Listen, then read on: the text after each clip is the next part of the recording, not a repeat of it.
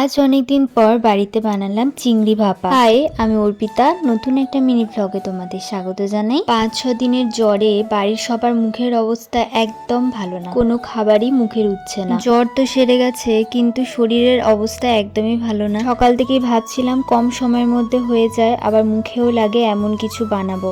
সকালবেলা বাজার থেকে একদম টাটকা লাউ শাক দেখে সেটা দিয়ে ভাবলাম আজকে লাউ শাক মুসুর ডাল দিয়ে পাতুরি করা যাক, যেটা খেতে সবাই মোটামুটি ভালোবাসে, বিশেষ করে আমার ছেলে ওম। এই 4-5 দিন ভাত তো দূরের কথা, কোনো খাবারই মুখে তোলেনি, দুধ হরলিক্স এইসব খেয়েই আছে। লাউ পাতার পাতুরিটাও খেতে ভালোবাসে, তাই এটাই করছি। ছোট কাপের 1 কাপের মতো মুসুর ডাল 1 ঘন্টা আগে ভিজিয়ে রেখেছিলাম। নরম ছোট ছোট দেখে কয়েকটা লাউ পাতা পরিষ্কার করে নিলাম। গরম জল করে একটু চুবিয়ে নিলে ভালো হতো, হাতে আর অতটা সময় নেই, শরীরও সায় দিচ্ছে না আজকে, তাই নর্মাল জল দিয়েই ভালো করে ধুয়ে নিলাম। এদিকে সরু সরু করে চিচিঙ্গা কেটেছি, পেঁয়াজ চিচিঙ্গায় ভাজবো বলে। কয়েকটা লাউ শাকও কেটে নিয়েছি, আলু দিয়ে ঝোল করবো আলাদা। মুসুর ডালের সাথে কয়েকটা কাঁচা লঙ্কা বেটে নিলাম, তার সাথে লবণ, হলুদ, সামান্য চিনি, কালো জিরে দিয়ে ব্যাটারটা তৈরি করে এইভাবে পাতায় ভালো করে মাখিয়ে তেলে ভেজে নেব। আজ যেহেতু বৃহস্পতিবার, প্রথমটা পেঁয়াজ ছাড়া করলাম, পরের গুলো সব পেঁয়াজ কুচি দিয়ে করেছি। ছোট বাচ্চা খেতে পাচ্ছে না, তার দোষ দিয়ে লাভ নেই, আমাদের বড়দের মুখের অবস্থাই